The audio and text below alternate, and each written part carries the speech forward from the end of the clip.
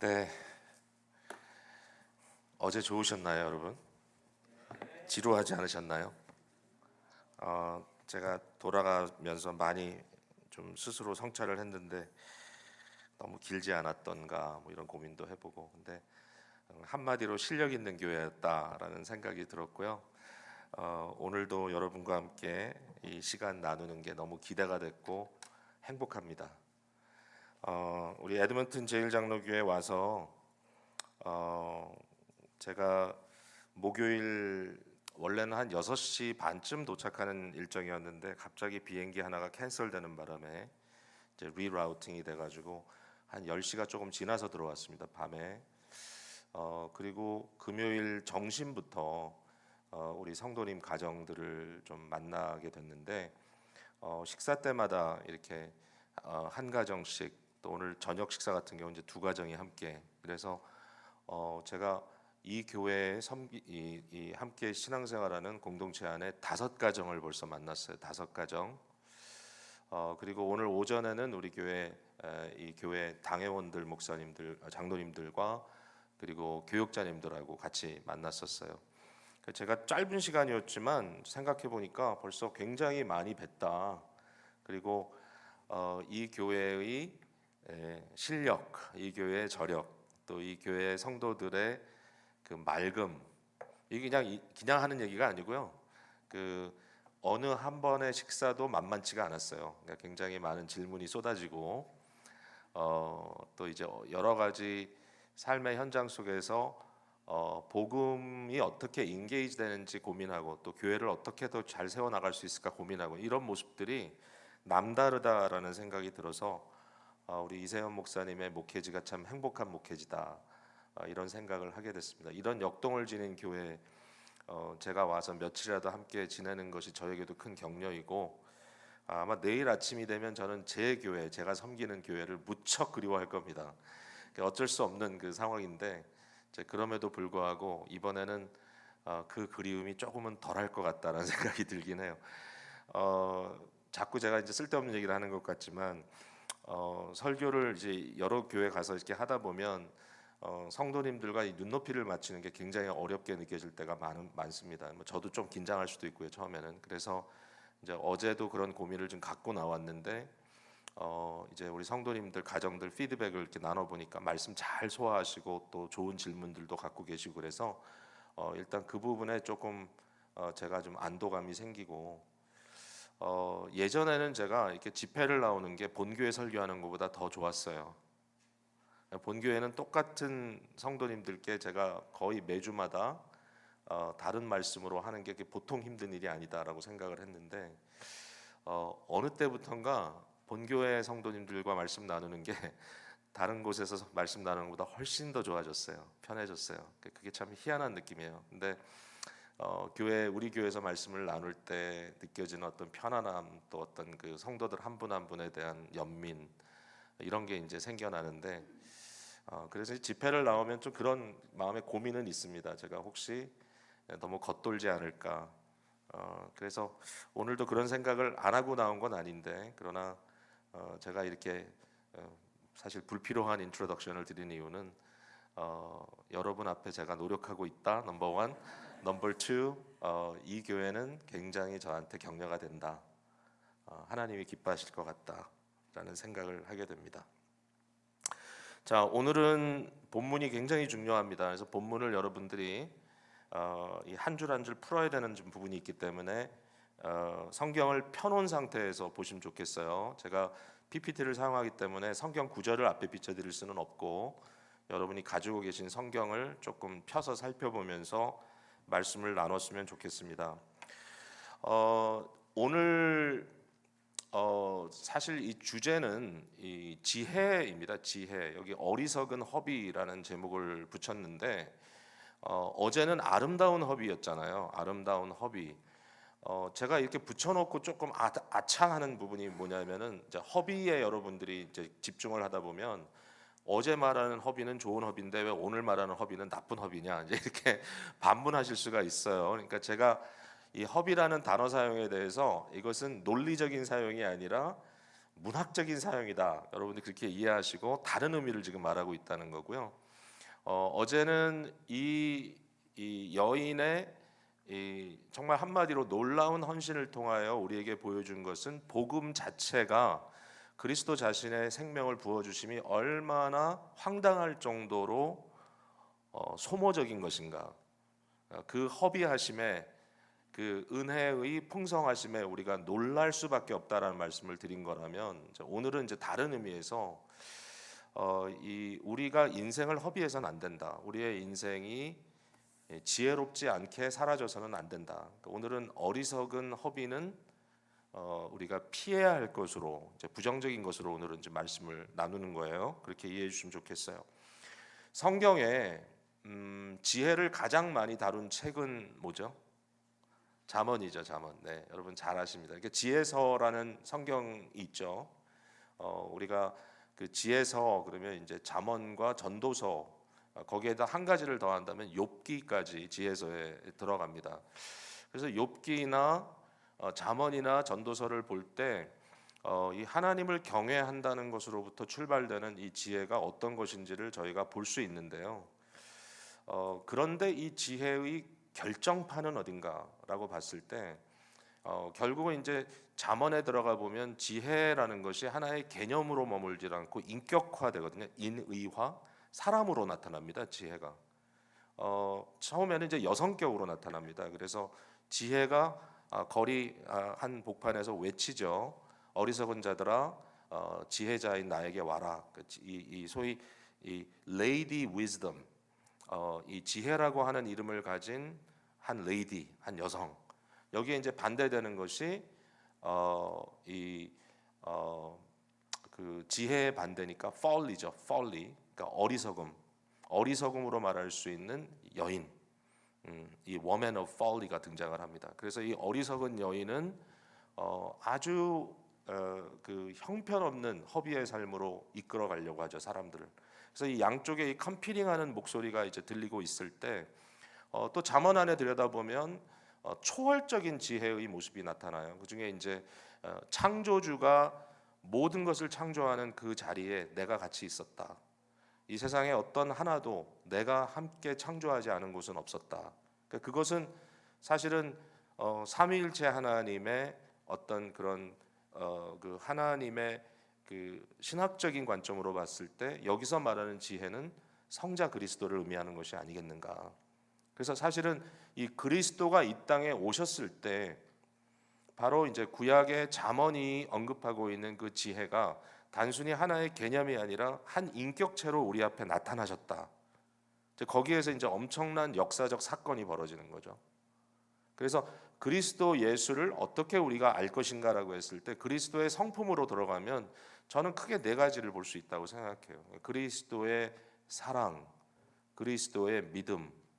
우리가 그리스도를 믿는다고도 하지만 그게 이제 주로 우리가 하는 얘기지만 사실은 그리스도와 연합되어 어떻게 하나님을 믿는 것인지를 그리스도를 통해서 배우거든요. 그리고 그리스도의 소망, 이 하나님 나라에 대한 변치 않는 소망으로 끝까지 견디시는 그리스도의 모습. 그리고 네 번째가 그리스도의 지혜라고 생각합니다. 이 세상에 어느 누구도 당할 수 없는 그리스도의 놀라운 지혜. 이 그리스도를 통하여, 십자가를 통하여 구약의 이 지혜가 어떻게 그리스도를 통하여 신약 성도들에게, 새 언약 성도들에게 전달되느냐 하는 이제 이 부분에 있어서 획기적인 도움을 주는 사람이 바울이라고 저는 생각해요. 그래서 저는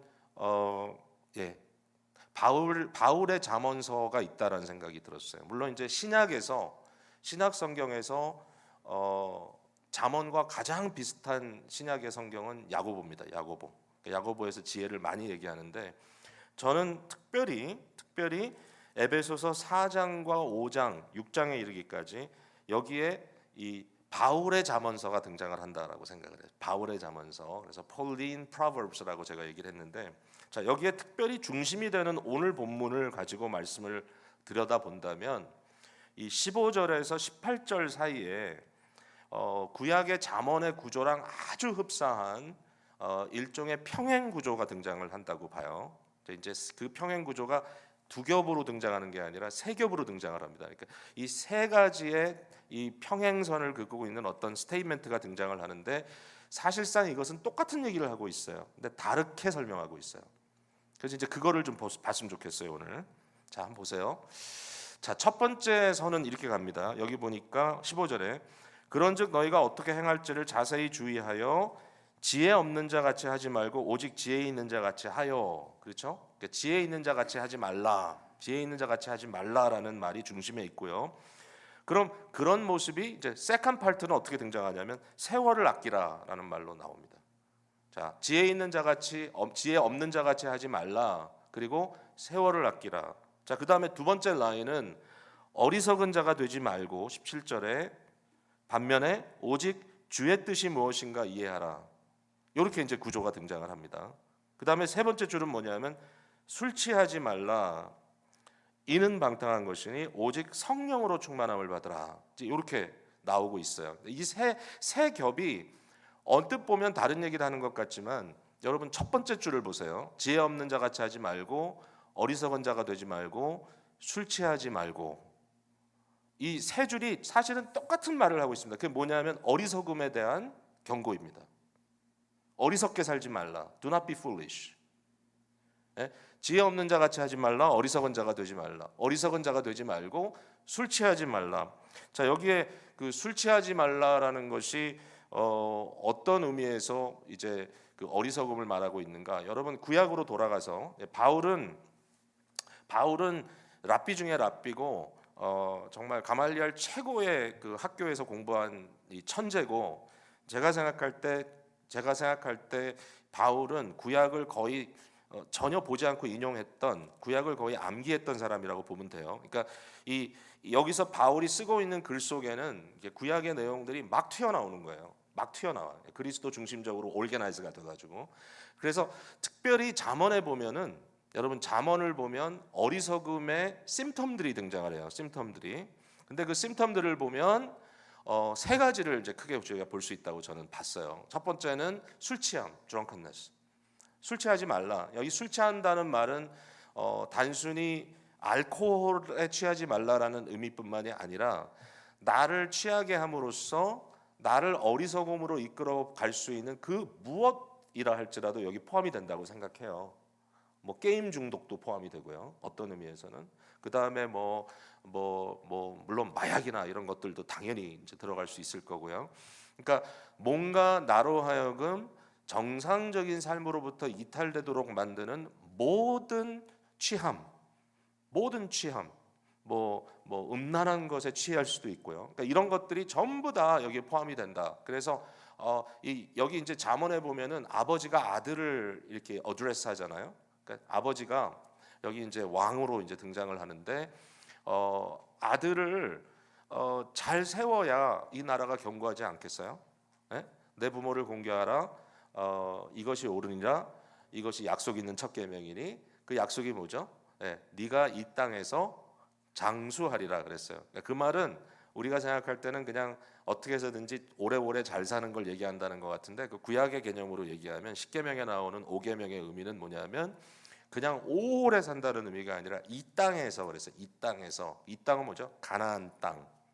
그러니까 신앙 공동체를 의미하는 거예요. 그러니까 신앙 공동체가 오랫동안 지속될 수 있는 방법이 뭔가? 어떻게 하나님께서 그들을 이렇게 벌 주심으로써 그들이 약속의 땅으로부터 축출되고 약속의 땅으로부터 흩어져서 결국은 약속의 땅이 그들을 토해내는 일이 벌어지지 않을 수 있을까? 거기에 대한 유일한 방법은 부모 세대로부터 자녀 세대까지 신앙이 제대로 전수되는 겁니다. 이 intergenerational transmission of faith라고 말할 수 있겠죠. 믿음이 세대로 다음 세대로 또 계속해서 전수될 때 신앙 공동체가 오래 가겠죠. 여러분 이 교회는 44년의 역사를 지닌 교회입니다. 어떻게 에드먼튼 제일장로교회가 100년의 역사를 지녔을 때도 여전히 이 교회로서의 인테그리티를 지킬 수 있을 것인가? 그 유일한 방법은 제너레이션 애프터 제너레이션 신앙이 전수돼야 되잖아요. 그러니까 여기 잠언을 지금 말하고 있는 아버지는 여호와를 경외하는 이 신앙을 내 아들에게 전수해야 된다고 하는 굉장히 강한 이 어떤 긴박함을 가지고 전하고 있는데 이제 그 중에 하는 말이 뭐냐면 술 취하지 말라. 술 취하지 말라. 두 번째는 뭐냐면 음료에게 빠지지 말라. 그러니까 이게 뭐 음녀 그래서 여자만 문제냐? 여기 너 남자를 넣어도 돼요. 예, 음탕한 남자도 들어가요. 그러니까 뭔가 이 쾌락이라고 하는 것이 뒤틀려졌을 때 하나님께서 우리에게 주신 정당한 어떤 그 쾌락의 의미, 그 기쁨의 의미, 하나님으로 인하여 즐거워하고 주께서 내게 주신 것으로 인하여 즐거워하는 뭐 그 안에 뭐 성이라고 하는 것도 이 섹슈얼리티라고 하는 것도 당연히 들어가겠죠. 교회가 그걸 왜 배제합니까? 제가 엊그제 아가서 묵상을 했는데 막 간지러워서 혼났어요. 그러니까 왜 이렇게 써주셨을까? 물론 그거는 뭐 교회와 그리스도의 관계를 설명한다고 하지만 이렇게 에로틱하게 설명할 필요가 있어? 그러나 그 안에 어떠한 정당성이 있는 거예요. 정당성이 보장이 되는 거잖아요. 그러니까 그런 것이 있음에도 불구하고 그것이 아니라 뒤틀려서 여러분 뒤틀린 쾌락이 가져다주는 결과는 뭐냐면은 정말 씁쓸함입니다. 이 뒤틀린 쾌락이 가져다주는 결과는 뭐냐면은 인생이 망가지는 겁니다. 그러니까 이게 지혜와 어리석음의 차이는 너무 분명해요. 그러니까 이제 아버지가 아들에게 야 이거 너무 중요하니까 지금은 너에게 그것이 유혹이 되고 너의 어떤 쾌락이라고 하는 것에 대한 그런 간절함이 될 수 있을지 모르겠지만 이건 죽는 길이야. 그 길은 너를 하여금 파멸로 가는 길이야. 보여주죠. 마지막에는 게으름이라는 것이 나와요. 지혜롭지 못한 사람의 특징은 게으름입니다. 그래서 굉장히 프랙티컬하죠. 이런 내용들은. 그러니까 구약의 잠언을 들여다보면 이 죄라고 하는 것이 이제 어리석음으로 표출됐을 때 그 어리석음으로 등장하는 죄의 심텀들이 뭐냐라고 했을 때 정상적인 삶을 불가능하게 하도록 무언가에 취해버리는 것, 그 다음에 이 쾌락이 뒤틀리는 것, 그리고 마지막은 게으름에 빠지는 것. 이제 이런 것들로 하여금 내게 주신 하나님의 사명을 저버리는 그러한 안타까운 역사가 일어나게 되겠죠. 자, 그렇기 때문에 여기 술 취함이라고 하는 것도 당연히 지혜와 관련돼서 이것은 어리석음의 모습이다. 말씀드린 대로 여기에 이제 세 줄이 나오지만 세 줄의 앞부분은 다 동일하다. 동일한 얘기를 지금 하고 있다. 그러면 이제 뒷부분을 보시면 세월을 아끼라 주의 뜻을 이해하라 성령의 충만하심을 받으라. 이것은 똑같은 걸 반복하기보다는 한 단계 점점 올라가는 느낌이에요. 스텝업. 그래서 이 세겹이라고 하는 것이 그냥 똑같은 말을 다른 단어로 반복하는 게 아니라 그래 보이지만 이 가는 과정에서 뭔가 하나씩 스텝업함으로써 지혜라고 하는 것이 그리스도 예수를 통하여 우리에게 다가왔을 때 어떠한 일들이 벌어지는가. 이제 이것을 우리에게 말씀해 주시는 내용이 아닌가 이렇게 생각이 됩니다. 여러분 지혜가 너무 필요합니다. 이 시대를 살아가는 저와 여러분에게. 자, 지혜란 것이 뭐냐? 여기에 대해서 저는 하나님의 형상으로 하나님의 영광을 비춰내며 살아가는 것이 지혜라고 생각합니다. 그러니까 일단은 내가 누구인지를 알기 때문에 나의 삶의 의미를 알 거고요. 그 의미가 하나님의 이 영광을 비춰내는 것으로 의미가 있다는 것을 알게 되는 것이죠. 여러분 인간은 제가 어제도 그걸 이제 결론적으로 말씀드렸지만 어마어마하게 고귀하게 만든 존재들입니다. 인간은 이 세상 어떤 피조물과도 비교할 수 없는 존재예요. 이 세상에 사실은 모든 피조물이 하나님의 영광을 비춰내거든요. 근데 인간만큼 하나님을 가장 인격적으로 비춰내는 존재가 없어요. 여러분 하나님을 아는 방법은 하나님을 뭐 말씀의 계시를 통해서 우리가 아는 거지만 이 자연 세계 속에 하나님을 아는 가장 바른 방법은 인간을 이해하는 거예요. 하나님이 도대체 어떤 분이길래 우리 같은 존재를 만들었을까? 여러분 하나님은 단순히 어떤 힘의 그런 모습이 아니에요. 하나님은 그냥 파워가 아니에요. 여러분 파워는 어떤 거예요? 폭풍이 오면 파워가 있어요. 회오리바람이 불어오면 파워가 있어요. 지진이 나면 파워가 있어요. 하나님은 그런 파워가 무한하게 많으신 하나님이라고만 생각할 수 없는 게 뭐냐면은 하나님은 단순히 힘이 아니라 인격이세요. 인격. 인간은 단순히 힘이 아니에요. 인간은 이 자유의지와 인격이에요. 인간은 어떤 의지를 가지고 결정을 하고 가치를 판단하고 그 판단에 의해서 분석한 것에 의해서 행동한 것에 대한 책임을 지고 인간은 돌멩이가 아닙니다. 산도 아닙니다. 심지어는 태양 지구도 아닙니다. 인간은 하나님의 형상을 닮은 너무너무 위대한 인격적인 존재입니다. 이거를 망가뜨린 게 죄라고 어제 말씀드렸죠. 그러니까 죄에서부터 그리스도를 통하여 이 죄에서부터 풀려나가기 시작하는 인간의 이 존중함, 이 존귀함이 어디서 나와야 되겠어요? 교회 안에서 등장을 해야 되겠죠. 그러니까 교회라는 것은 어마어마한 포텐셜이 있어요. 교회가 이만큼 좋은데 뭘 더 바라겠어? 아니에요. 교회는 무한하게 성장할 수 있어요. 이 성장이라는 것은 확장을 말하는 것이 아니라 우리가 더욱 더 하나님의 영화로움을 드러내는 존재로 바꾸어져 가는 것. 여러분, 인간은 그럼에도 불구하고, 위대함에도 불구하고 우리는 발광체가 아닙니다. 우리는 스스로 빛을 발하는 존재가 아닙니다. 인간은 하나님을 떠나서는 비참한 존재입니다.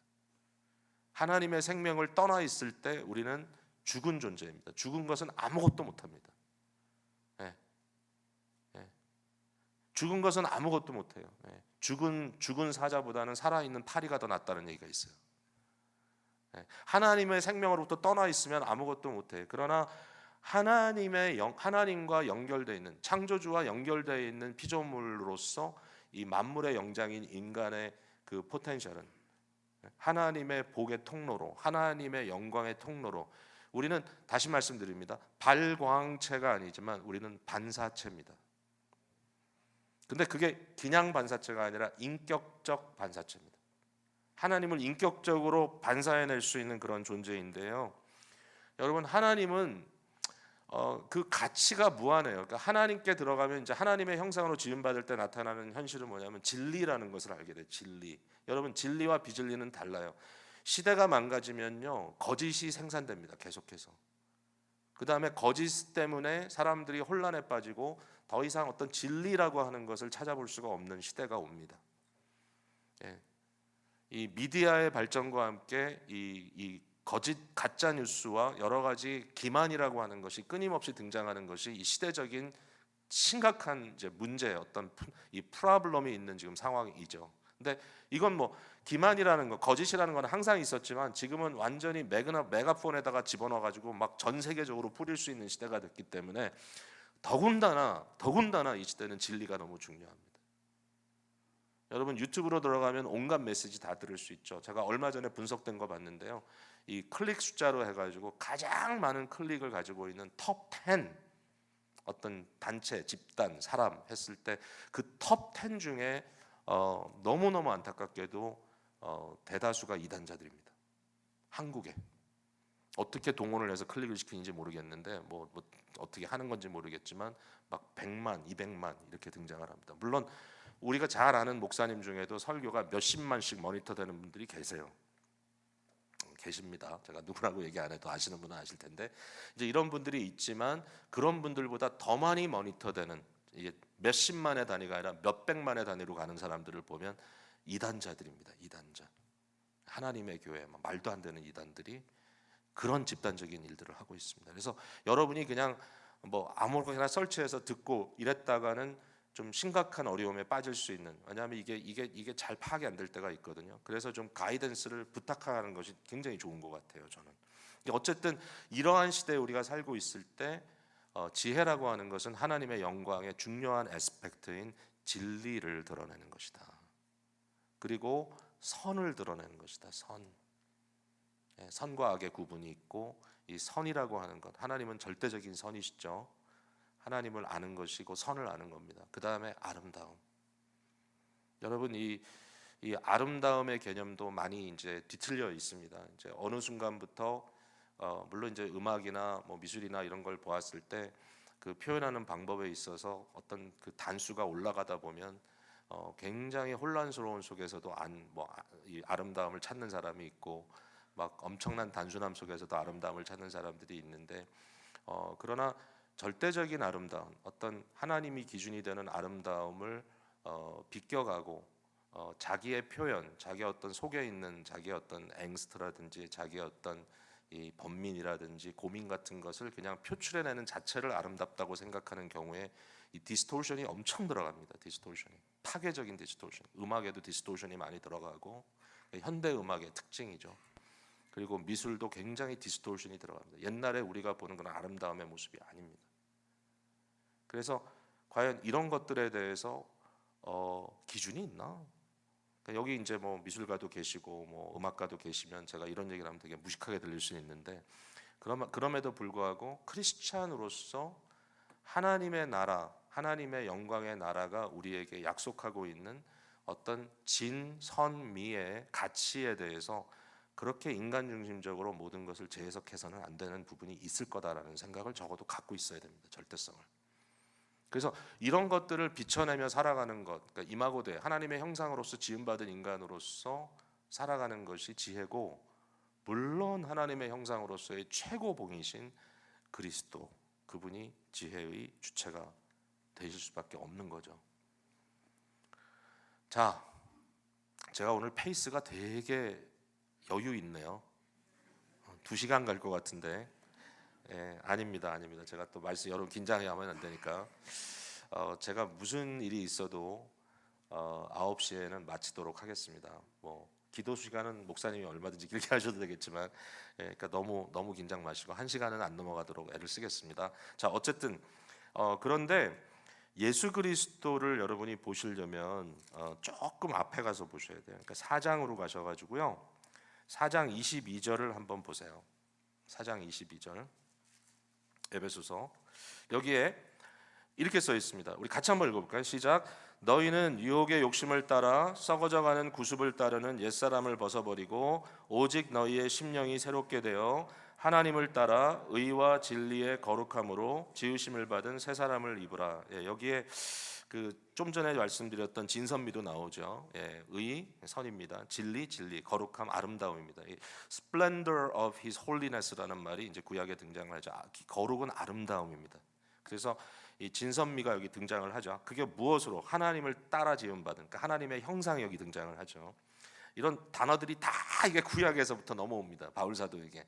그러니까 기가 막힌 거죠. 여기 보면 옛사람의 모습을 보니까 욕심, 유혹, 썩어짐, 구습 이런 게 나옵니다. 어글리하죠. 일단 더럽고 추하고 어글리합니다. 그러니까 이런 것들이 있는데 이것을 벗으래요. 자, 여기에 옛사람을 벗으라, 반면에 새사람을 입으라. 자, 이제 제가 중요한 거 하나 던집니다. 여기 옛사람이 뭘까요? 옛사람.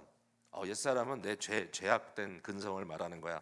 굉장히 좋은 답입니다. 내 죄악된 근성. 근데 그거를 조금 더 아주 구체적으로 얘기를 하면 the old man이 누구냐면요. 여기 옛사람은 old man은 old 아담입니다. 아담. 그러니까 첫 사람 아담. 그러니까 타락의 근거가 됐던 아담. 아담이라는 말이 히브리어로 man이거든요. man. 그러니까 옛사람은 이걸 히브리어로 쓴다면 old 아담입니다. 아담. 옛 아담. 그리고 새 사람은 누굴까요? 그러면 새 아담. 그리스도죠. 둘째 아담, 새 아담. 그러니까 여기에 옛 아담은 벗고 새 아담은 입으라라는 뜻이거든요. 그러니까 우리가 성경에 아는 대로 창세기 3장에 하나님께 대하여 반기를 들고 타락한 인간으로서의 모습을 그대로 노출하는, 결국 이 타락의 모습이 뭔지 거기에 수치심과 허무함과 그 안에 이제 등장을 하는 이 관계가 깨어지는 모습. 그러니까 이 수치심은 자기와의 관계, 심리적 관계가 깨진다면 이웃과의 관계가 깨지는, 아내를 블레임하고 책임을 전가하고 아내를 내어 던지는, 버리는 이제 이러한 형태가 나타나고, 그다음에 엄청난 절망이 오죠. 이마에 땀을 뻘뻘 흘리면서 일을 해도 땅은 너에게 가시덩굴과 엉겅퀴를 낼 것이다. 이런 허무함 속에 완전히 절망으로 치닫는 인간의 모습을 그려준 것이 창세기 3장의 아담이거든요. 아담. 이 아담의 모습. 그러니까 이 모습을 버려야 된다. 벗어야 된다. 자, 여러분 여기 이제 옷의 개념이잖아요. 벗는 것, 입는 것은 옷입니다. 자, 여러분 제가 어제랑 오늘 옷을 갈아입었겠습니까? 안 갈아입었겠습니까? 이게 되게 어렵습니다. 이제 여러분이 봤을 때 갈아입었지 뭐 그냥 상상에 맡길게요. 몇 개는 갈아입고 몇 개는 안 갈아입었습니다. 제가 형편상 뭐 짐을 많이 가져올 수는 없기 때문에. 그런데 일반적으로 왜 벗으라 그러고 왜 입으라 그러냐 했을 때 이 옷을 갈아입는 행위는 청결의 행위라고 우리는 생각해요. 청결. 그러니까 더러운 건 벗고 깨끗한 걸 입어야 된다. 근데 여러분 2000년 전으로 돌아가야 됩니다. 이 말을 썼을 때. 여러분 그 당시에는요. 청결의 의미로 옷을 갈아입는 것은 럭셔리입니다. 그러니까 저도 이제 캐나다에 1977년도 2월 4일에 이민 왔습니다. 제가 처음 와서 만난 사람이 우리 김효진 집사님입니다. 그때는 머리카락이 좀 많았습니다.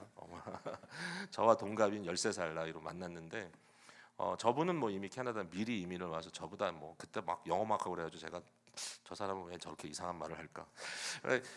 근데 이제 그때 이제 왔을 때 캐나다라고 하는 새로운 현실에 적응하는 굉장히 어려운 한 부분이 뭐였냐면 옷 문화였습니다. 옷 문화. 제가 이제 7학년을 들어갔어요. 7학년. 이제 거기 이 BC주는 엘버타하고 좀 다르니까 그때는 7학년까지가 초등학교입니다. 그래서 7학년으로 들어갔는데 이제 중학교를 다니다 왔기 때문에 머리는 빡빡 깎고 왔고 그리고 이제 굉장히 한국적인 정서를 가지고 왔는데 학교를 갔는데 아이들이 와서 막 코를 잡으면서 막 이래요. 그래서 아니 뭐 너한테 무슨 냄새가 나나 그랬더니 나중에 이제 얘기를 듣고 났더니 하는 말이 너 어제 입었던 옷을 오늘 또 입었다는 거예요. 그래서 제가 생각하기를 아니 뭐 옷을 맨날 갈아입나? 여러분 한국에서는 교복이 있으니까 얼마나 편했어요 그때는. 예? 교복은 뭐 잘 빨지도 않잖아요. 예? 그래서 뭐 교복은 한 학기씩 입고 다니잖아요 그냥.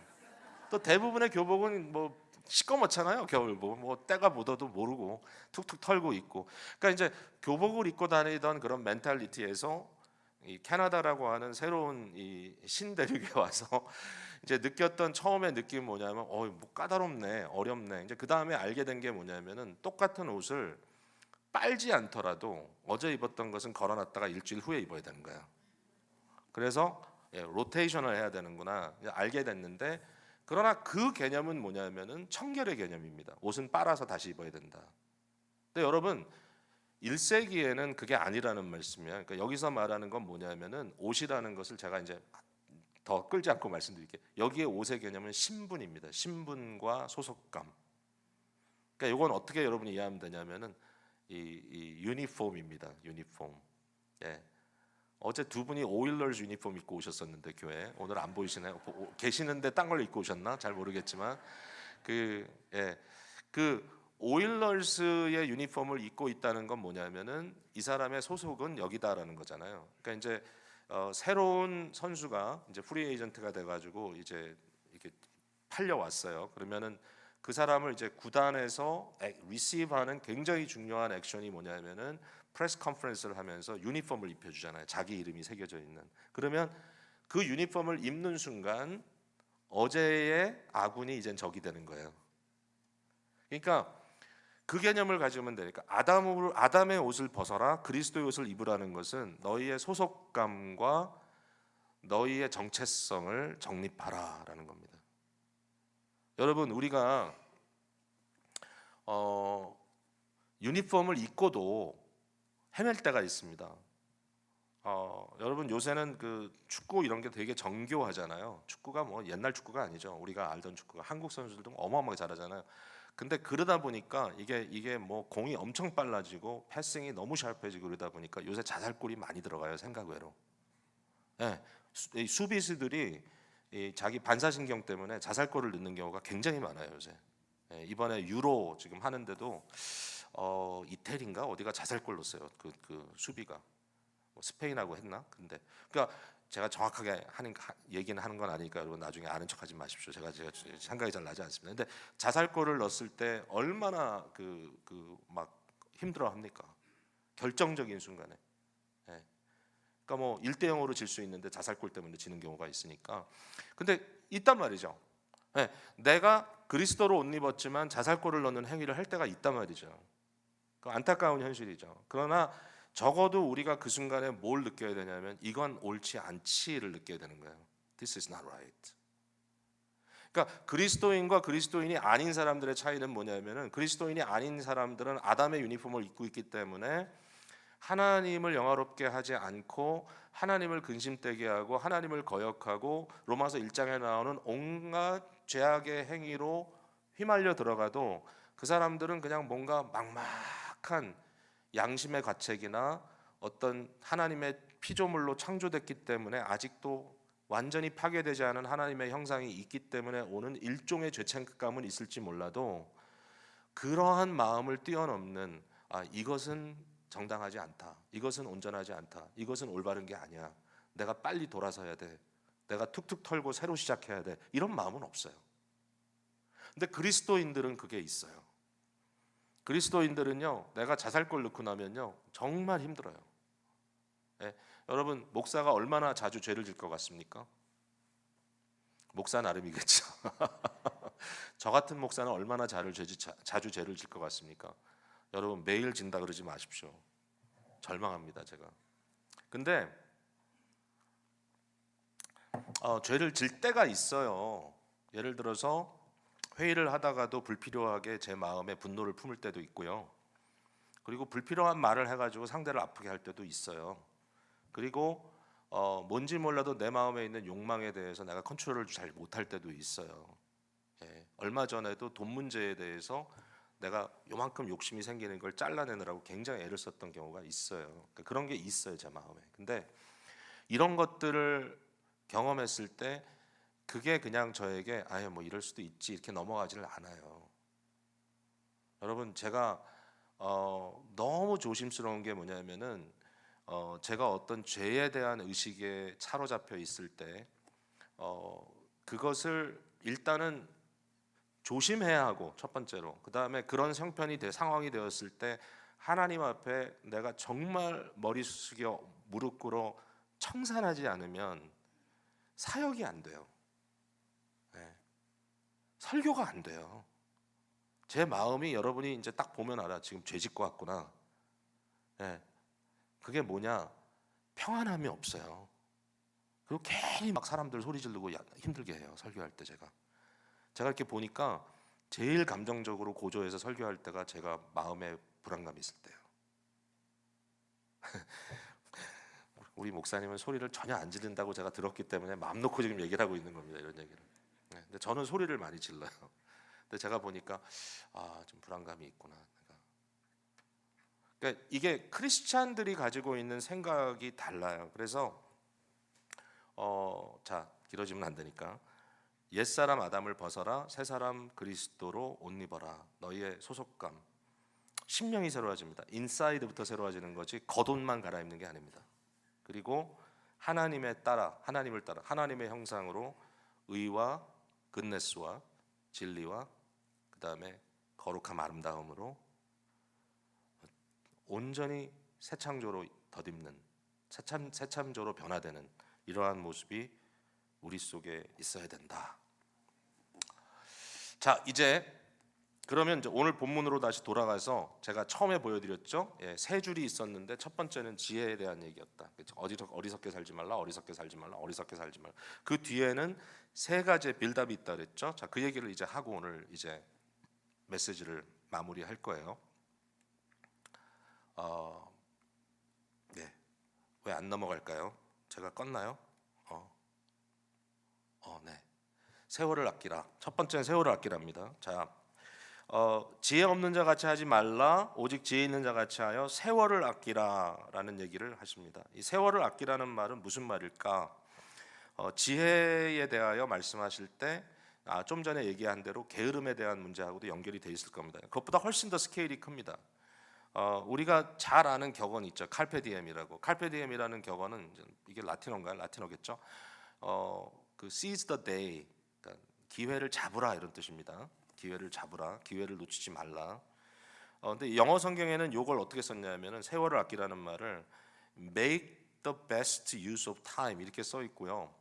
어떤 번역은 어떻게 써 있냐면은 redeem time 이렇게 써 있습니다. 시간을 사라, 시간을 벌어라, 기회를 포착해라. 여기에 대해서는 제가 그냥 이렇게 말씀을 드리고 싶어요. 성도들에게 지혜로운 삶이 나타날 때 일어나는 어떤 그 현상은 뭐냐면 우리가 청지기로서 부름받은 자인 것이 자명해집니다. 자명해집니다. 청지기라는 건 뭐냐면 내 것이 아닌데 그것을 맡은 자라는 겁니다. 그 청지기의 삶을 허비하는 건 뭐냐면은 초점이 딴 데가 있을 때는 쓸데없는 자기 번민과 자기 연민과 굉장히 그냥 자기를 괴롭게 하는 것으로 끝내버립니다. 제가 오늘 그 식사하면서 이제 그런 얘기를 좀 나눴는데 제가 일주일 전에 저희 교회에서 4살 난 딸 아이를 장례 치렀습니다. 물론 제 딸은 아니고 제 교회에 너무 유명한 어린 아이를 저희가 장례 치렀습니다. 근데 이 아이가 태어날 때 부모 엄마의 뱃속에 있을 때 의사는 이 아이가 문제가 있다는 걸 알고 알려줬습니다. 근데 이 문제가 굉장히 심각한 문제였습니다. 그러니까 다시 말해서 이 아이의 뇌가 성장을 안 할 거고 사실은 성장을 안 하는 정도가 아니라 수축될 거다. 이건 굉장히 rare, 아주 이 unusual한, 아주 rare한, 아주 희귀한 그러한 genetic problem이라고 했습니다. 그러니까 부모 입장에서는 죄책감도 있었겠죠. 내가 잘못된 거 아니었을까. 그런데 이러한 상황에서 제가 이제 장례 때 그런 얘기를 했지만 소자 하나를 받는 것이 나를 받는 것이다라고 했던 그리스도의 말씀처럼 그 생명을 부정하지 않고 받았습니다. 부모가 그리스도를 받음처럼 이 아이가 태어났을 때 또 이 아이가 이제 갓난아기 때 유아 세례를 주면서 언약의 아이로 인치면서 그 아이가 정상적으로 부모에게 반응을 전혀 못하는 그런 상황인데 제가 말했던 게 뭐냐면은 엄마 아빠에게 이 아이를 당신들에게 맡겼는데 이 아이를 나의 아이라고 생각하기 전에 하나님의 생명이다, 하나님의 아이다. 그리고 이 아이를 당신에게 얼마나 시간을 주셨을지 모르겠지만 그 시간만큼 맡겼다라고 생각하고 가자. 그때 그 맡긴 기간이 4년 반 정도였습니다. 마지막 이 아이를 떠나보내는 부모의 심정은 아팠고, 물론 그 아이를 곁에서 많이 섬겼던 친정 엄마는 처음부터 끝까지 눈물을 감추지 못하고 나중에는 통곡을 하셨습니다. 그러나 너무나 아름다웠던 것은 그 모든 일정을 마감하는 그 과정 속에서 부모들에게 박수를 쳐주었습니다. 청지기의 삶을 완성했다.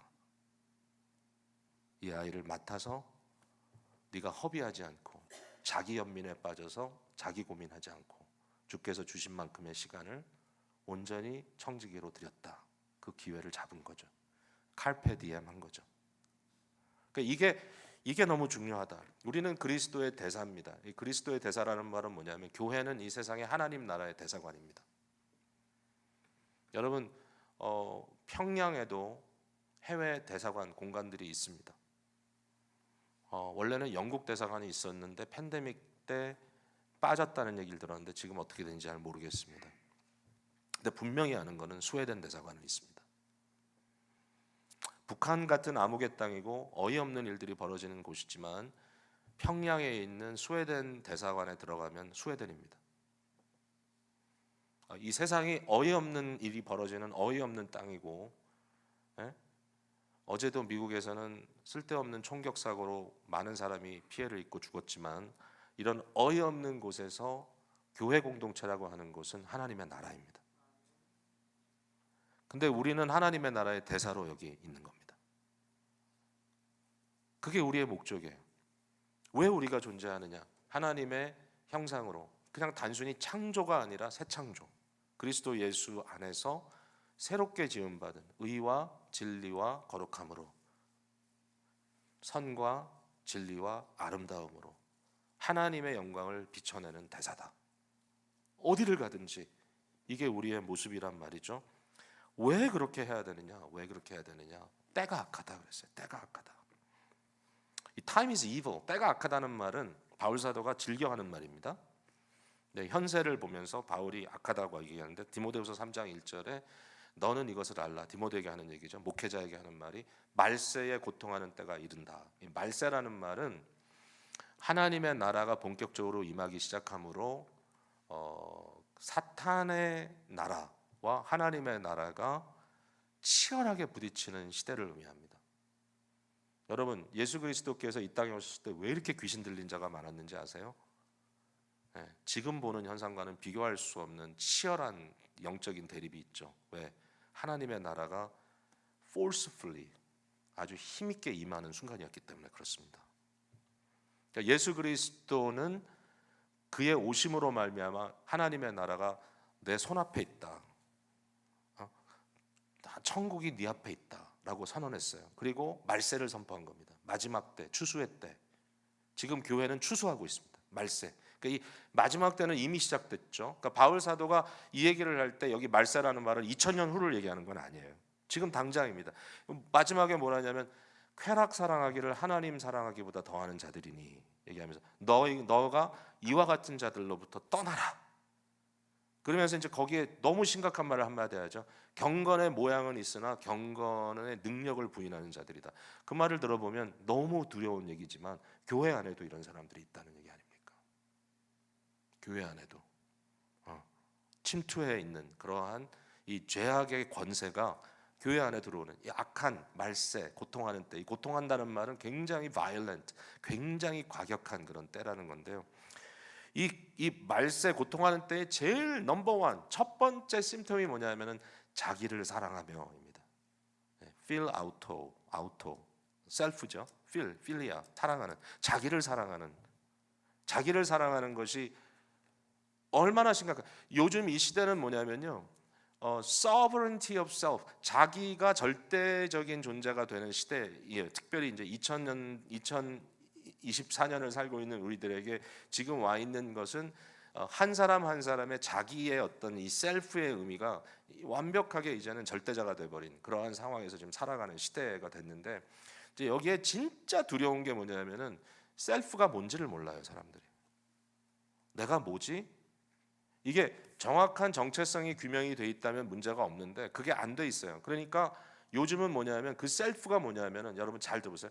내가 누구냐라고 하면 요새 아이들한테 물어보세요. Who are you? 그러면 답을 이렇게 합니다. What I think I am도 아니고 What I feel like I am입니다. 이제는 내가 스스로 느끼는 나의 모습. 여러분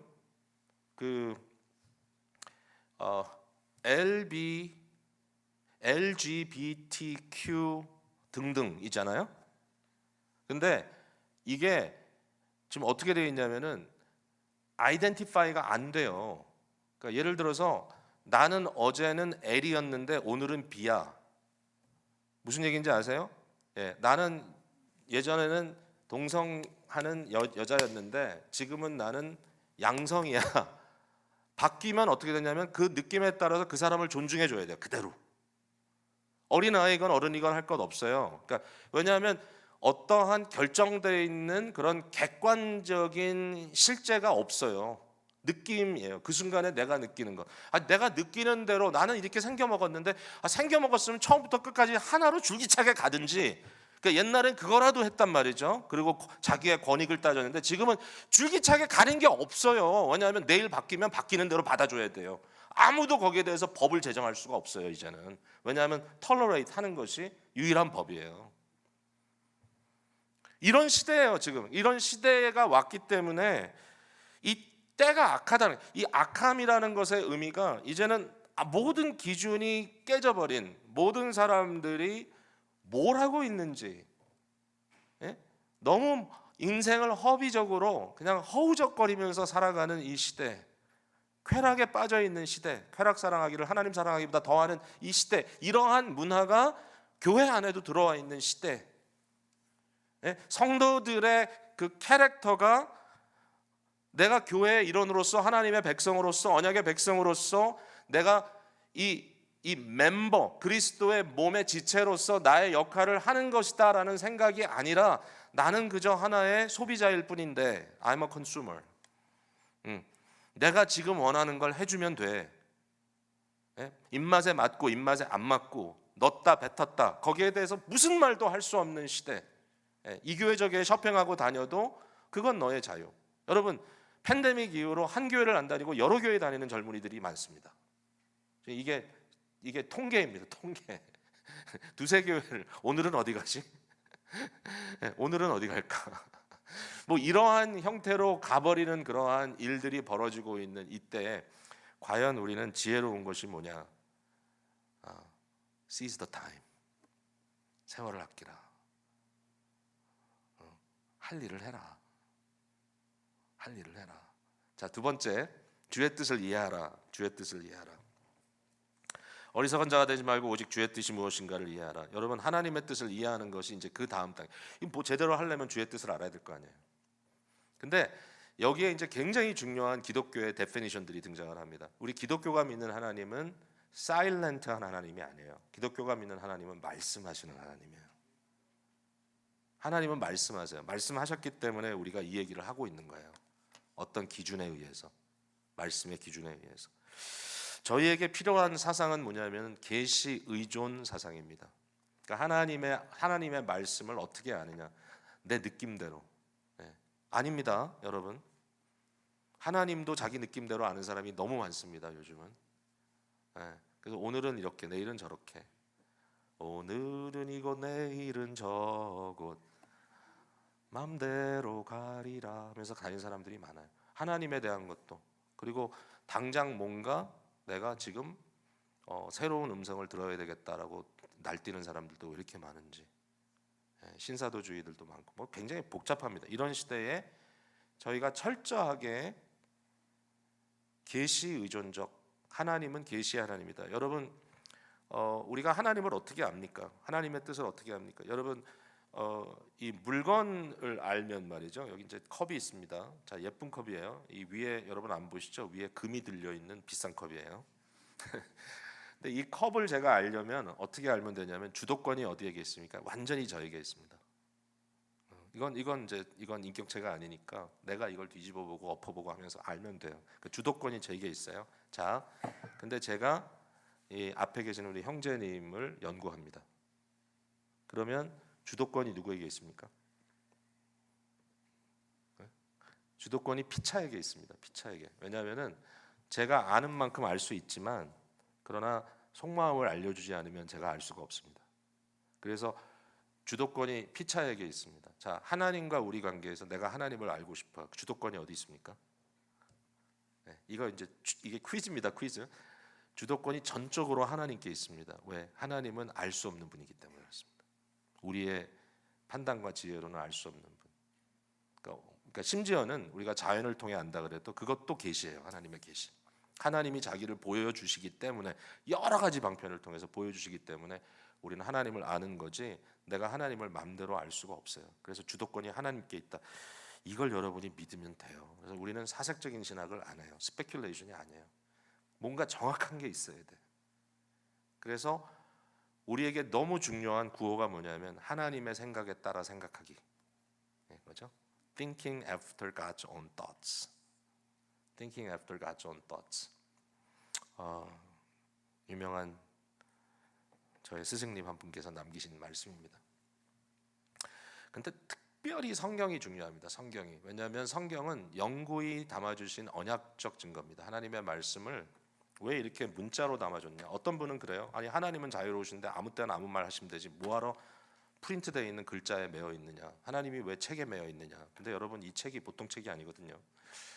이 책이 뭐냐면요, 언약의 책입니다. 언약이란 건 뭐냐면 두 파티가, 그러니까 두 쌍방이 서로 약속을 합니다. 어떤 일에 대해서 그 약속에 대한 증거물을 남기는 게 언약 책입니다. 그래서 이 옛 시대부터 언약을 하는 사람들은 항상 문서를 남겼습니다. 옛날에는 돌비로 남겼습니다.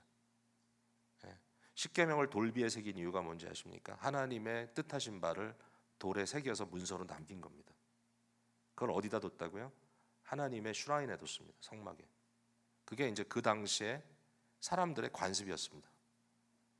그래서 이게 이제 구약과 신약이 있죠. 옛 언약, 그러니까 옛날에 하나님께서 어떻게 그의 백성들과 소통하셨는가가 담겨 있고 그것이 어떻게 그리스도 안에 성취되었는가, 그리고 오늘 그리스도 안에 새로운 언약 백성이 된 우리에게 하나님이 어떻게 언약적인 관계를 하시는가, 우리를 구원하시고 이 세상을 향한 그의 목적이 어디에 있는가, 이게 66권의 책으로 온전히 우리들에게 주어져 있어요. 이걸 왜 이렇게 만들어 놨느냐? 이 이유는 뭐냐면 특별히 종교개혁에 의해 이것이 우리에게 보편적으로 와 있고요. 누구나 자기 말로 읽을 수 있게. 물론 이제 여기에는 번역의 오류는 있을 수 있어요. 원본은 아니기 때문에. 그러나 권위 있는 책으로, 대조할 수 있는 책으로, 우리가 이해할 수 있는 언어로까지 우리에게 다가와 주신 언약적 문서입니다. 그리고 이것이 영구히 있습니다. 이 말은 뭐냐면 오늘은 있다 내일은 없는 게 아닙니다. 여러분 우리 곁을 떠난 사람들은 영구히 있지 않기 때문에 우리가 컨트롤이 안 됩니다. 컨트롤이 안 된다는 말은 꿈에라도 만나려면 정말 오늘 꿈에 만나게 해주세요. 그럼 만나야지. 근데 또 만난다고 되지도 않아요. 저희 아버지께서 어머니 먼저 돌아가시고 나서 야 너는 엄마를 꿈에서라도 본 적이 있냐? 제가 아버지 약 올리느라고 제가 몇 번 봤는데요.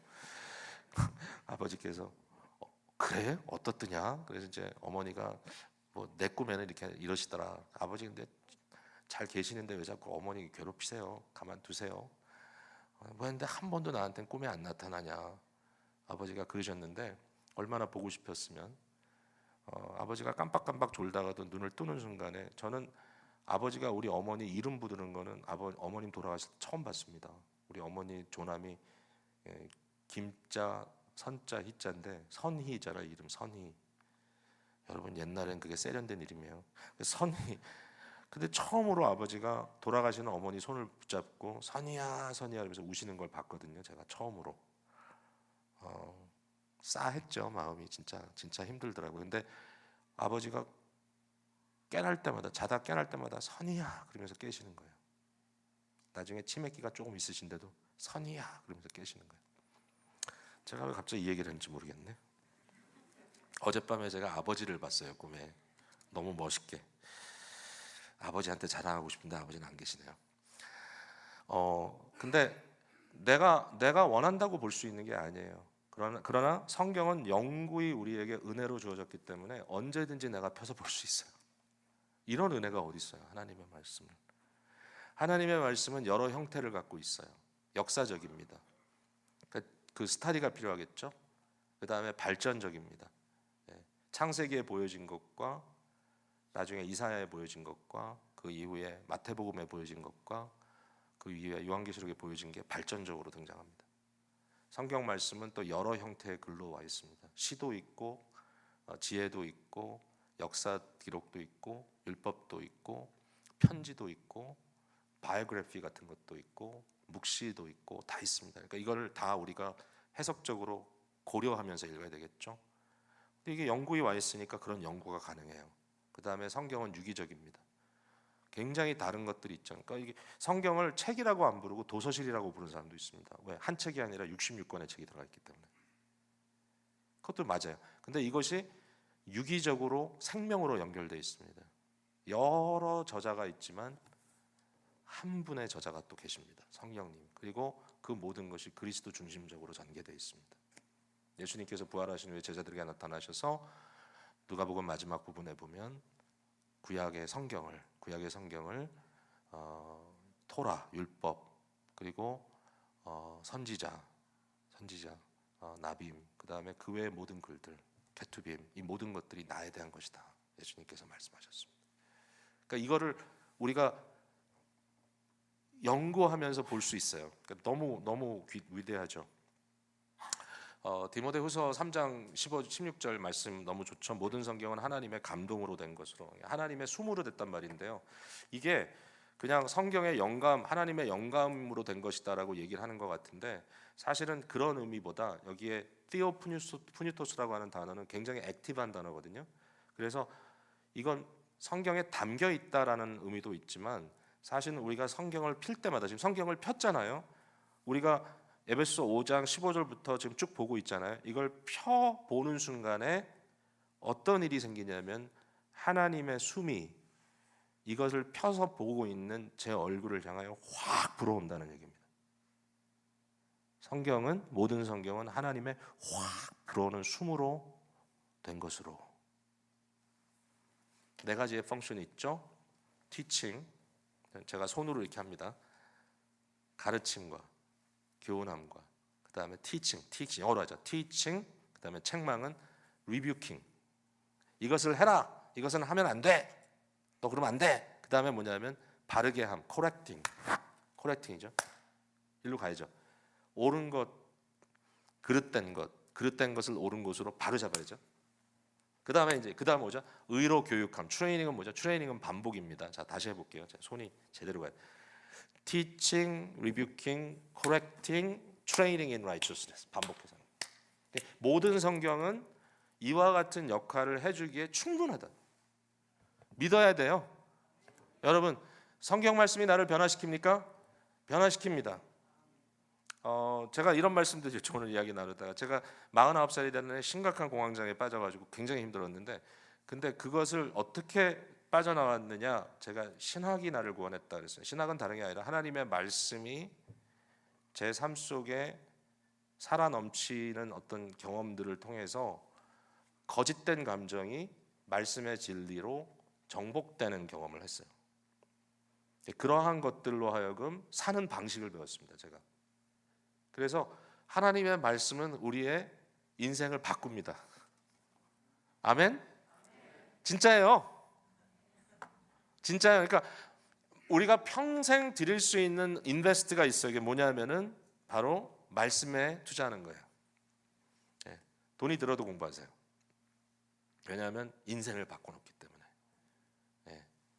자, 빨리 가야 되겠습니다. 제가 9시까지 끝난다고 약속을 해놓고 지금 완전히 지금 함정에 빠졌는데, 약속을 깰 수도 없고, 목사님 어떻게 됩니까? 이럴 때는 5분 안에 끝내야 합니다. 진짜 할 얘기 너무 많은데 지금 어떡하지? 자, 갈게요. 자, 마지막이 뭐냐면 성령의 충만함을 받으랍니다. 성령으로 충만함을 받으라는데, 이것도 이제 오해하면 안 돼요. 이게 수동태 명령입니다. 다시 말해서 명령이니까 우리가 해야 돼요. We have to do it. 우리가 해야 돼. 명령이니까. 근데 내가 성령을 지배할 수가 없어요. 성령이 나를 지배하도록 받아들여야 되는 거예요. 그러니까 성령이 물이라면 마시겠죠, 그냥. 성령으로 충만함을 받아라. 그럼 무조건 마시겠습니다. 근데 성령이 물이 아니잖아요. 성령은 인격자시잖아요. 그러면 어떻게 제가 성령으로 충만함을 받느냐? 이 말은 뭐냐면 성령이 나를 지배하게 한다라는 겁니다. 그러니까 지혜의 삶은 뭐냐?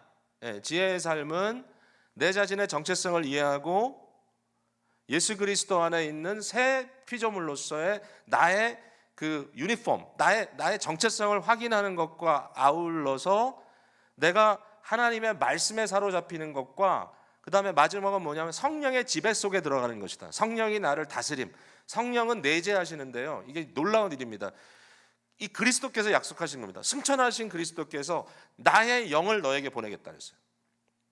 여러분, 성령님은 존재적인 측면에서는 삼위일체 하나님이 같은 하나님이지만 삼위가 다르시니까 그리스도의 존재적 영과 성령은 분명히 차이가 있어요. 그러나 그의 사역과 역할에 있어서 같은 하나님일 뿐만 아니라 결국은 성령이 하시는 건 뭐냐면 그리스도를 드러내기 때문에, 예수님께서 말씀하시기를 성령이 오면 딴 얘기 안 한다. 성령이 오면 성령 얘기하는 게 아니라 내 얘기한다.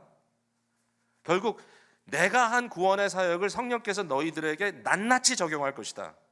그러니까 성령은 그리스도의 영입니다. 근데 그리스도께서 하신 말씀이 뭐냐면은 내가 너희를 떠나는 것이 너희에게 유익하다. 내가 떠나면 너희를 고와 같이 남겨두지 아니하고 내가 다시 오리라. 이 다시 온다는 말은 재림을 한 얘기 아닙니다. 그 말은 오순절 성령 강림 사건을 의미하는 거였습니다. 그러니까 그리스도는 오셨어요. 그리스도의 영으로 오셨어요. 성령으로 오셨어요. 그런데 성령이 오심이 왜 우리에게 유익한지 아세요? 예수님은요, 자 이제 어려운 신학으로 들어갑니다. 하나님이시지만 100% 인간입니다. 부활하신 그리스도는 영광을 받으신 부활하신 인간입니다. 인간. 이걸 우리가 막 이렇게 착각합니다.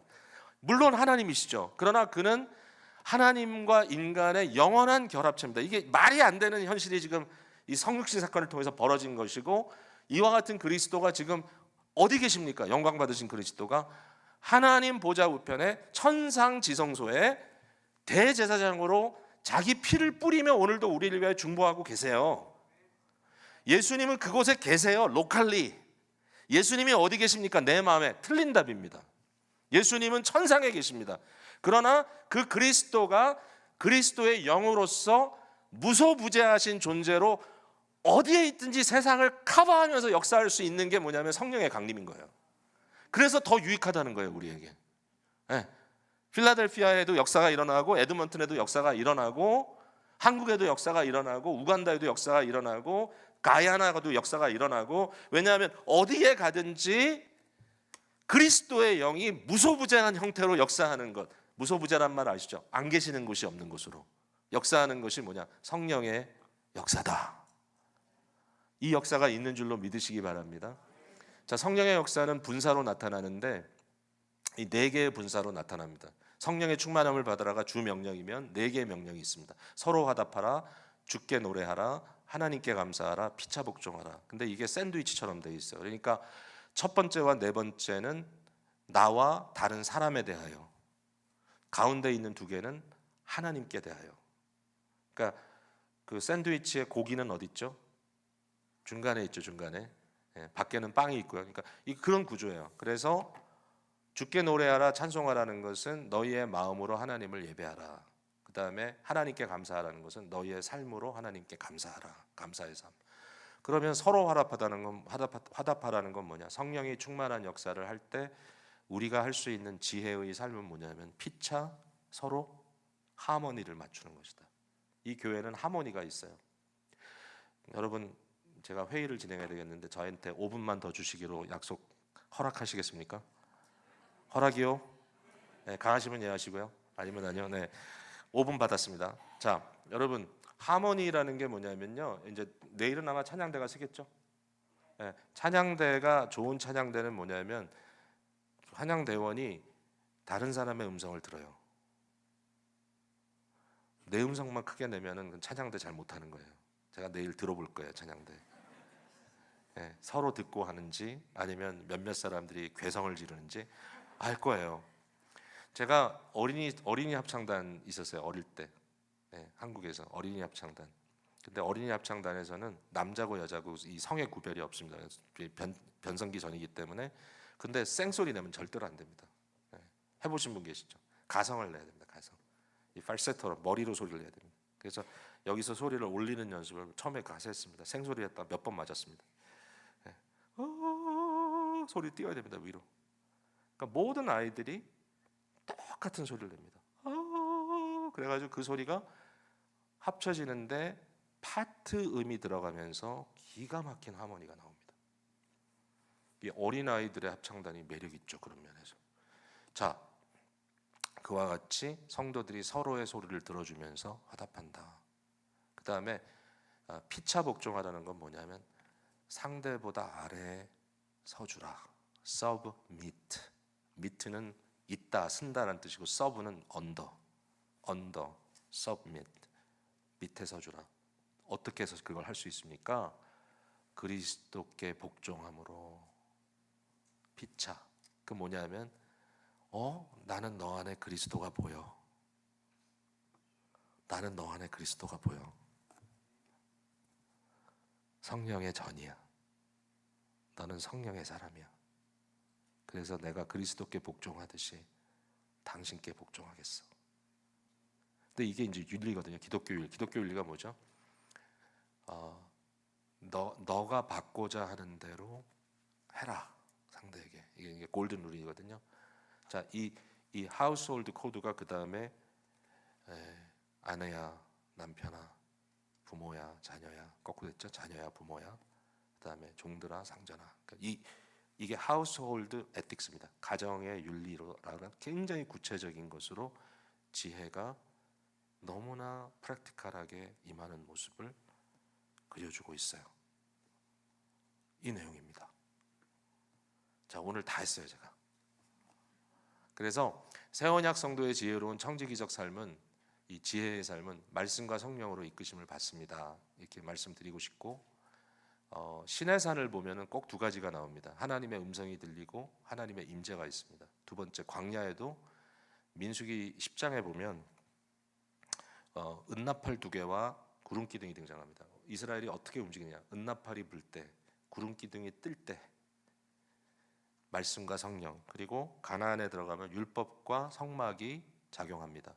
자, 새 언약 공동체, 성경의 말씀과 성령의 내재가 우리를 끌고 갑니다. 이게 지혜의 삶입니다. 교회는 보물을 갖고 있어요. 보물. 위대한 보물. 말씀을 풀어낼 수 있는 해석 공동체입니다. 여러분, 베레아 교회처럼 말씀을 선포할 때 정말 그런가 말씀을 펴놓고 상고하시는 여러분들 되시기를 바랍니다. 제가 우리 교회 목회하면서 아직도 자존심을 세우고 있는 게 절대로 성경 말씀을 프로젝터로 비춰주지 않습니다. 아직도 찾으라 그럽니다. 요새 젊은 회중은 쉽지가 않아요. 그래도 하세요. 요새는 다 키지요. 찾질 않고 키죠. 켜도 좋아요. 찾아. 그러니까 말씀을 지니고 있다는 것, 우리가 해석 공동체로 함께 간다는 것 얼마나 위대한 일인지. 그리고 성령께서 계십니다. 성령이 계시네. 할렐루야 함께 하시네. 좁은 길을 걸으며 밤낮 기뻐하는 것 주의 영이 함께 하리라. 여러분의 마음속에 계십니다. 이 교회에 계십니다. 이게 우리의 최고의 행복입니다. 기도하겠습니다. 자, 우리 목사님 나오실 때까지 오늘 들은 말씀 여러분 마음에 품으시고 어떤 부분이 여러분의 마음에 꽂혔는지 저는 잘 모르죠. 근데 오늘 뭔가 여러분을 치유하고 회복하는 말씀이 있었다면, 깨달음이 있었다면 그것을 붙들고 하나님께 기도하시는 이 시간 잠깐 가지면 좋겠습니다. 우리 반주해 주실 때 여러분 자유롭게 기도하실 때 우리 목사님 나오셔서 인도하시고 마무리해 주시겠습니다. 기도하겠습니다.